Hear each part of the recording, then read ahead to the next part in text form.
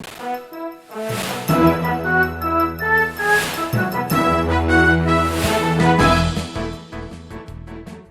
right, welcome back. This is Inside Pages on Metro Television. It's now time for us to talk about the Ghanaian students who were stranded in some parts of Ukraine because of the Russia-Ukraine conflict.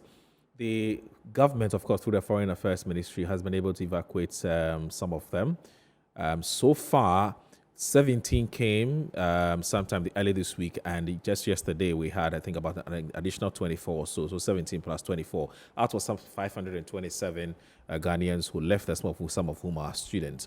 Now, what we're doing this morning is that we've invited one of the students who is one of the student leadership back in Ukraine, who is in town, to tell us about the experience living in that part of Europe, especially with the onset of the conflict between Ukraine and Russia, and how they've been able to get themselves back home. So, Nana Agyemang Kwakye, I believe that's the pronunciation of it. Nana Agyemang Kwakye, let me welcome you to Inside Pages. Good to see you. Thank you very much.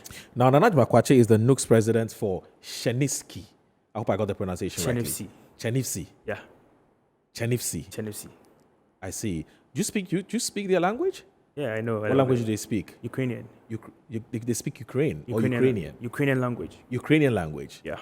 That's interesting. Do you speak Ukrainian language? I do speak Ukrainian language. You do speak it? Yeah. How do you say how are you? I mean, it's... Jak sprawy. Sorry? Jak sprawy. I see. It's a difficult language, isn't it? I mean, you can manage your way. You can manage your way. I see.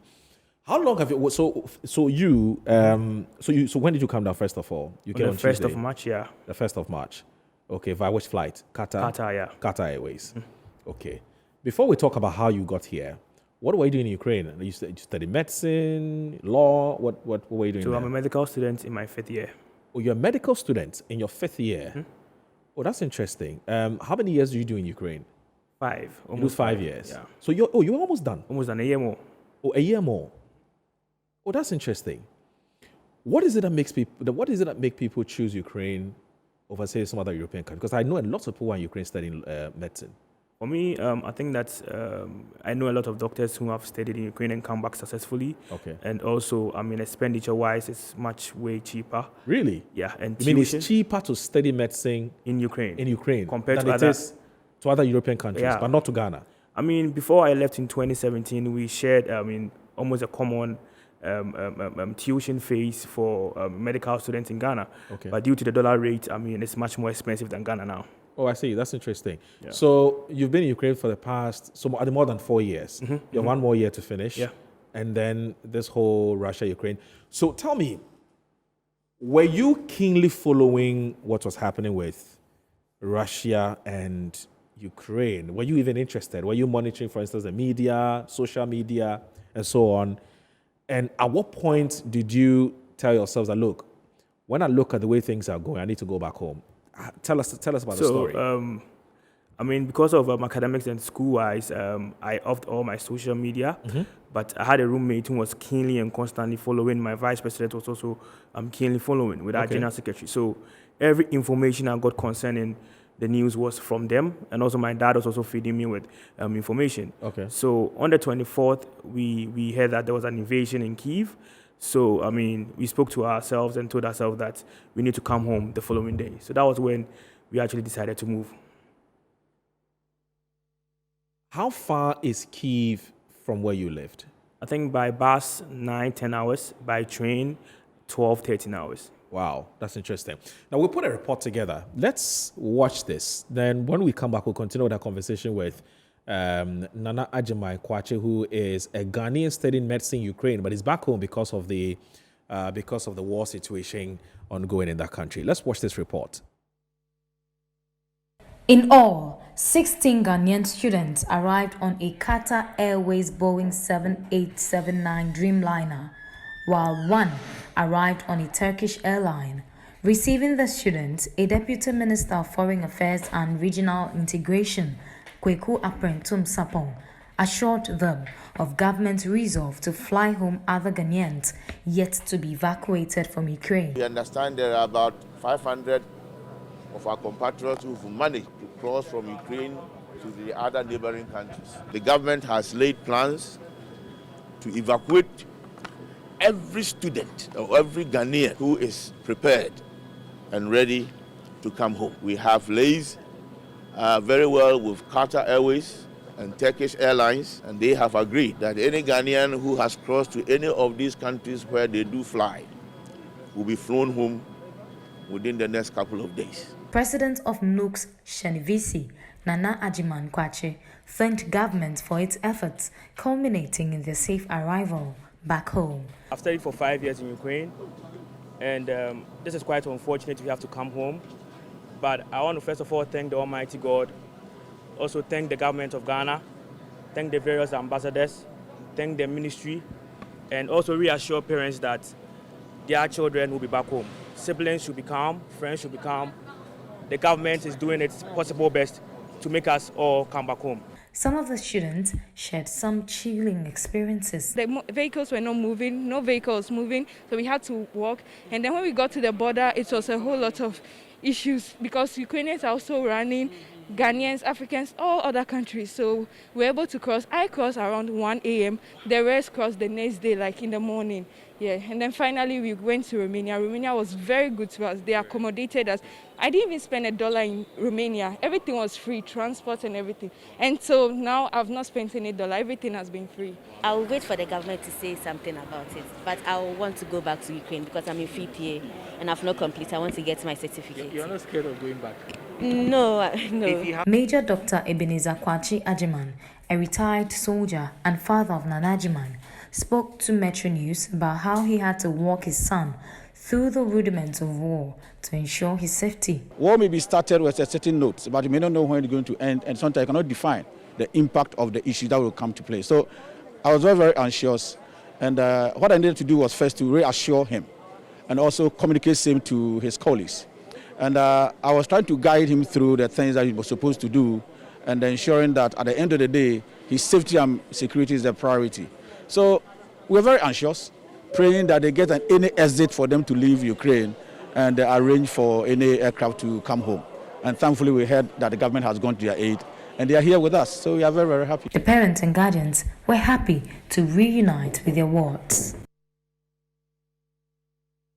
Families of the students waited with bated breath at the arrival area of the Terminal 3 of the Kotoka International Airport for their loved ones. Arriving in separate flights by Qatar and Turkish Airlines at the Kotoka International Airport, 16 and 8 students came from Hungary and Poland respectively.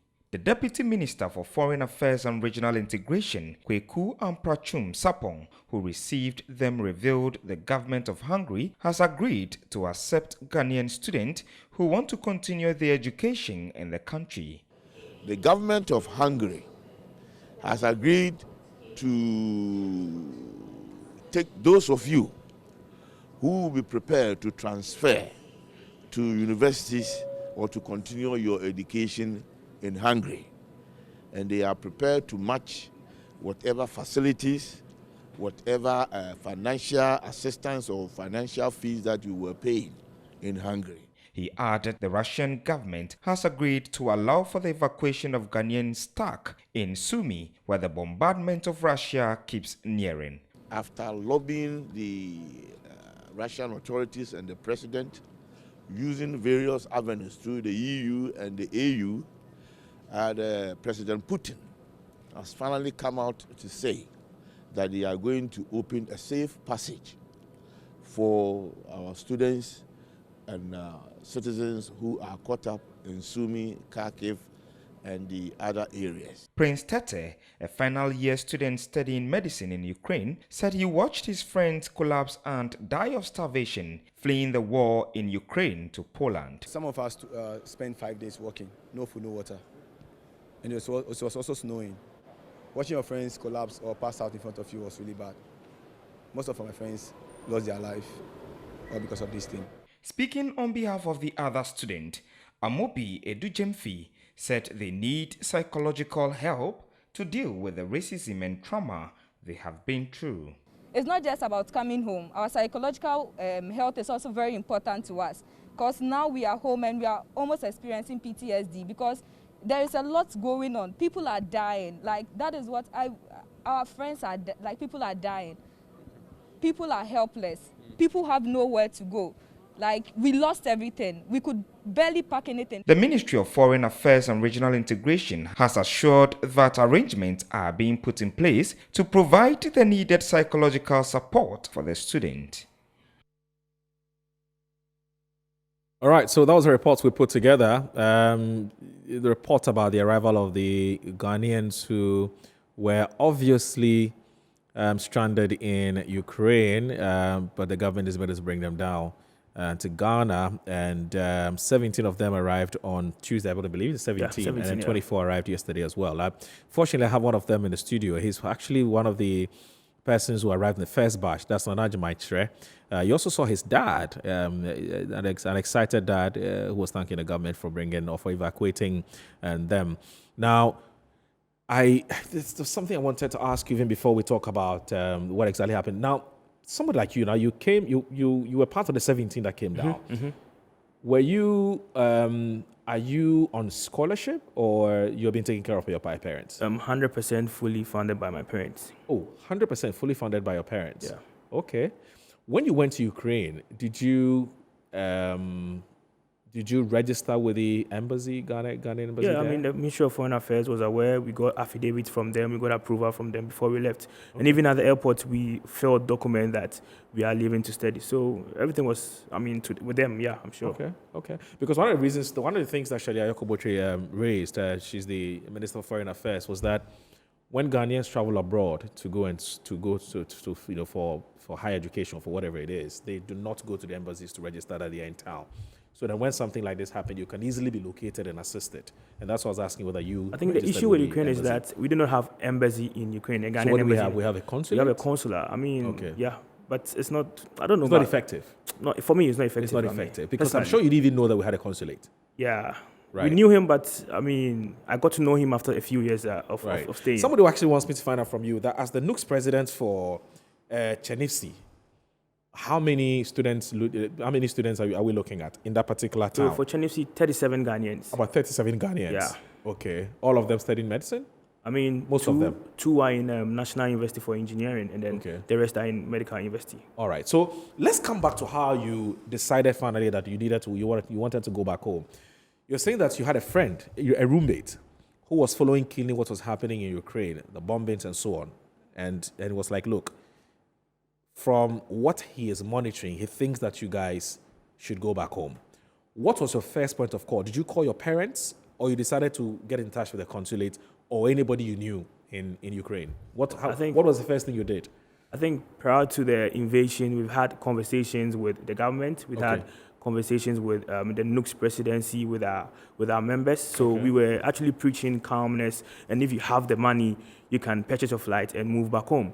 So on the 24th, when the invasion started, the first thing I did was to contact a friend in Ghana. I think he had a sister working in the Foreign Affairs, and then they gave me a few contacts. I also contacted the National Presidency.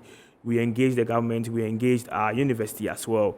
So upon engagement with all these bodies, we had a pass, and then there was an agreement that we can actually take the lead. So that's what we did afterwards. My parents, I told them after I arrived in Romania. So what was the plan? I mean, you are in Chernihiv. Good. Well, pardon me for that. I'm still getting used to the name. So you are in Chernihiv. What was the plan? How were you going to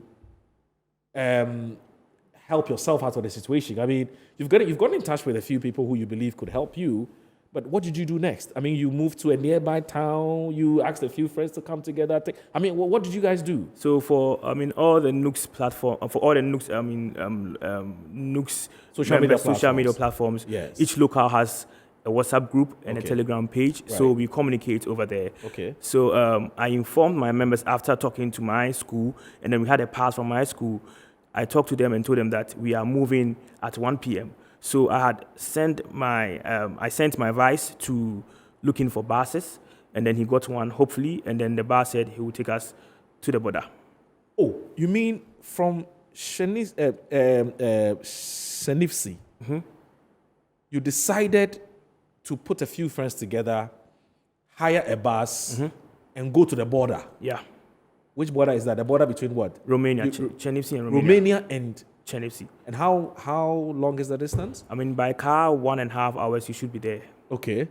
Were you able to successfully procure the bus? Oh, sorry, were you able to successfully hire a bus? Yeah, we did that. Yeah, we did that. Yeah. And how many of you left with that? How many buses did you? One bus. It was supposed to take 65 people. 65 people. But we managed to get 37, including Nigerians and then Zimbabweans. Okay. So 24 Ghanaians came with me. Right. Why didn't you wait? Because I'm sure you said you got in touch with the government. What did the government say when you got in touch with them? So we told them that this is the situation we have, and luckily for us, we are near the border. So if they could talk to the Romanian consular so that we can have a pass when we get there. Because, I mean, we're hearing that they are actually allowing people to pass, but we didn't know that how to go about it, even whether different nationals are included. So we gave them a list of people who would be coming. I actually gave them all the 37, knowing that everyone would come along. And they wrote to them, copied a letter to me, and then that was when I was fully convinced that we can actually have a pass. And why didn't you wait for government to facilitate this? Why did you leave without even hearing from the government officials? I mean, we don't know what's going to happen next. I mean, just 2 hours from Chenivsi, there was a bombing over there, even though up to now I've not heard any cases in Chenivsi, but we needed to secure our lives, and then our security was the priority at that time. So we had to take things in our own hands, and as a leader, we had to inspire them and encourage them so that we move together. So the plan was leave Chenivsi and go to Romania through the border, of course, cross the border and go to Romania. Who are you going to Romania? The Ghana's consulate in Romania as well? Yeah, so that's what you intended to do? Yeah, we intended to meet the consular of Ghana in Romania. Okay, that's interesting. Now, speaking about Romania, the Member of Parliament for North Song and also the ranking member on Foreign Affairs, the Honorable Samuel Okudzeto Ablakwa, has been there. He's been to Romania. We've seen videos of him circulating on social media where he's interacting with some of you. I don't know whether you were there too. I wasn't around. You were not there. Yeah. Okay. So let's find out from him what exactly took him there. Why is he there? What is he doing? And in what capacity? Honorable Samuel Okudzeto Ablakwa, good morning. Thank you very much for joining us on Inside Pages on Metro Television. Hi, good morning, Moro. Thanks for having me. Good morning to all your distinguished viewers. Right. Welcome back home too. I mean, I'm sure you touched down this morning. Yes, just about an hour ago. Thank you very much. Right, wonderful. Now, what business did you have going to Romania? Well, thank you very much. First of all, you need to acknowledge that I'm the ranking member on the Foreign Affairs Committee. And these are matters that very much fall within the ambit of foreign relations. And that is why in Ghana, the Foreign Ministry has been the lead ministry seeking to create a safe passage and evacuate our nationals into Ghana. So these are matters that are very much within the domain of the committee that I serve on. But beyond that, you must also acknowledge that we all share a common humanity. This is a humanitarian crisis. These are very young Ghanaians who find themselves in harm's way. They only went to Ukraine for studies, for academic pursuit. They never imagined in their wildest imaginations that such a colossal emergency will befall them. And so as leaders, we need to show empathy. I've always believed that compassion, empathy must be at the center of all politics. Without a heart, without compassion, you have no business seeking to serve the people. So these are the reasons why I decided to travel all the way to Romania, Bucharest, and to check on our compatriots, particularly as I was told that the contingent in Romania are the biggest. You do know that the students are scattered across various European countries, Hungary, the Czech Republic, Poland, Slovakia, Moldova, and Romania. However, those who managed to escape to Romania are the highest numbers. We are talking about an estimated 200 people. And so I thought that as ranking member on the Foreign Affairs Committee, I shouldn't be armchair. I shouldn't just sit and wait for reports, but I should get to the ground. That is what the people who elected us expect of us, that we will be hands-on, we will get to the ground when we have to, we will show compassion and empathy when we can, particularly in assisting to get, our employers, the people who employed us, who we serve, when they are in difficulty, they expect politicians to show up and to be there for them. So that's the rationale. You notice that in other jurisdictions, this is not new.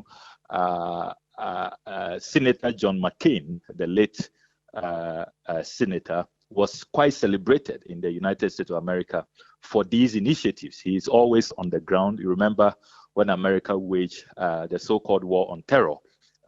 Senator McCain, he's a Republican. His party was not in power. Obama was the president, but you will always find him taking the risk to Iraq, to Afghanistan, to Pakistan.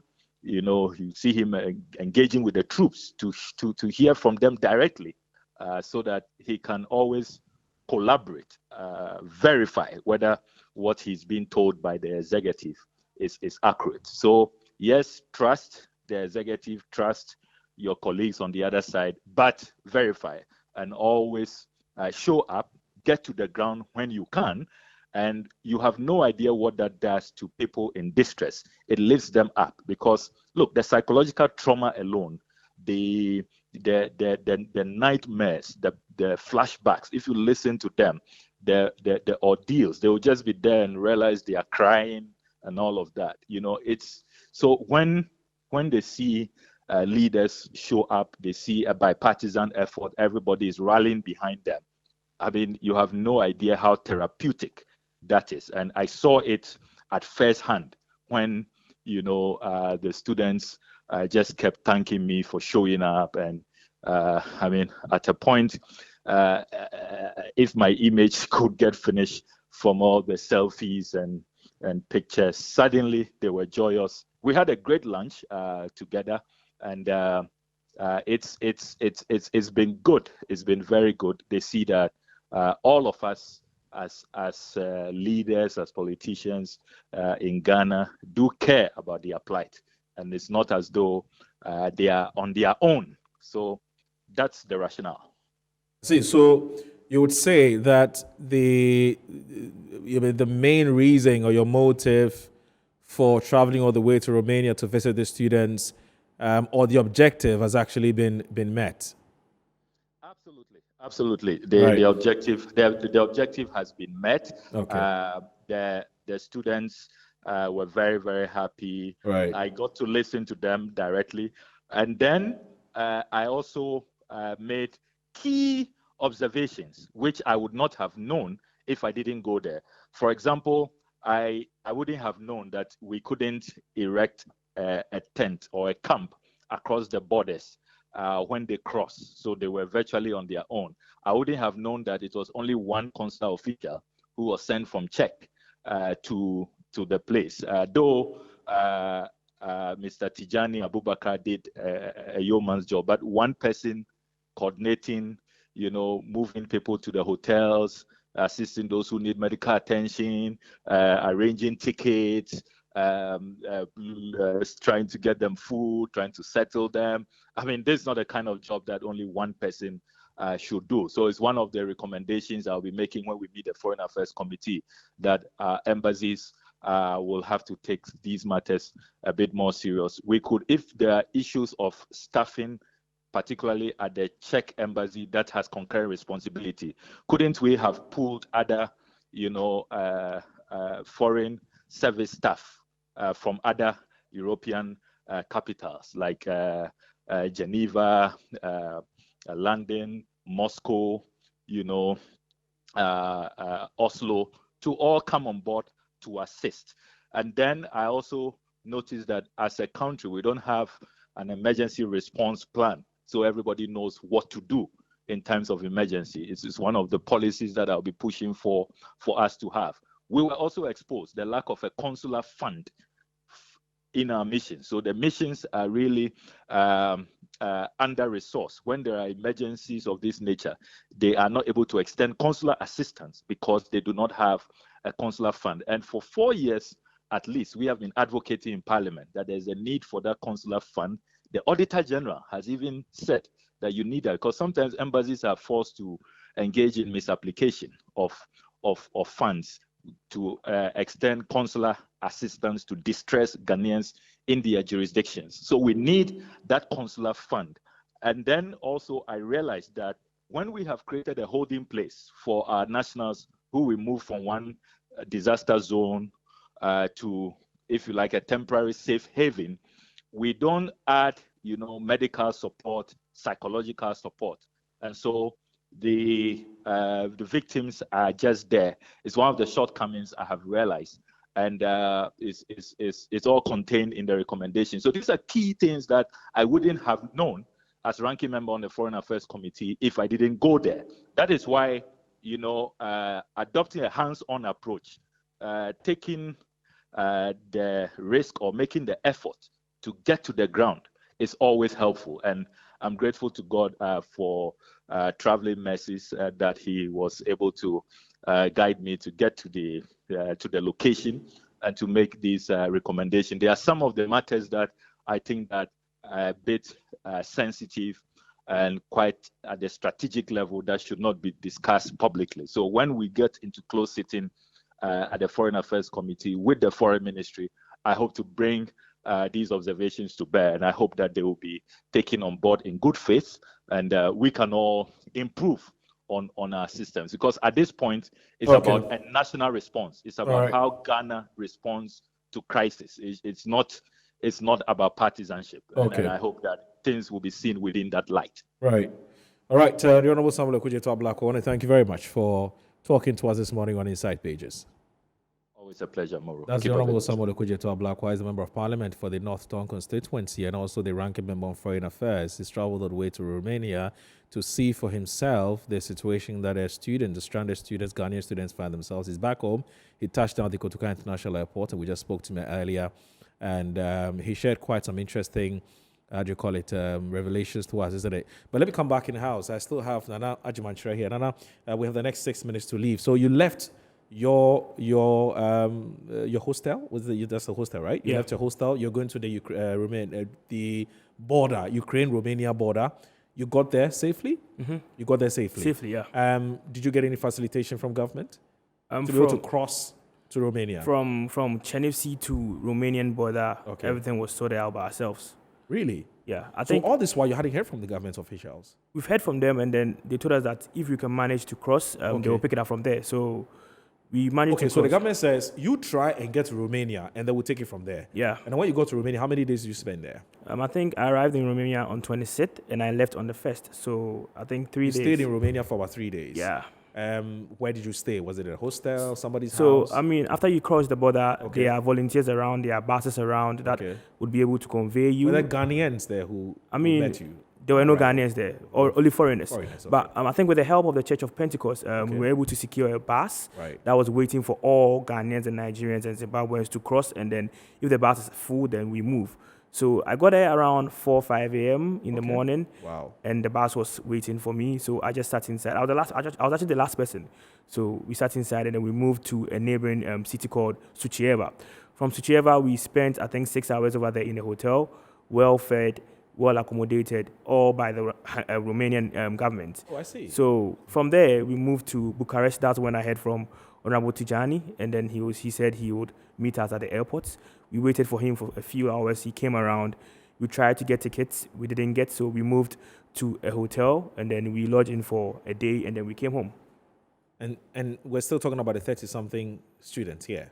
For 24. Oh, 24 for Ghanaians. Here. I mean, the Nigerians had left because this time around, it's a national issue, so we need to abandon them. They also met the ambassador over there, but with the Zimbabweans, they slept in the airport because no one was coming to their aid.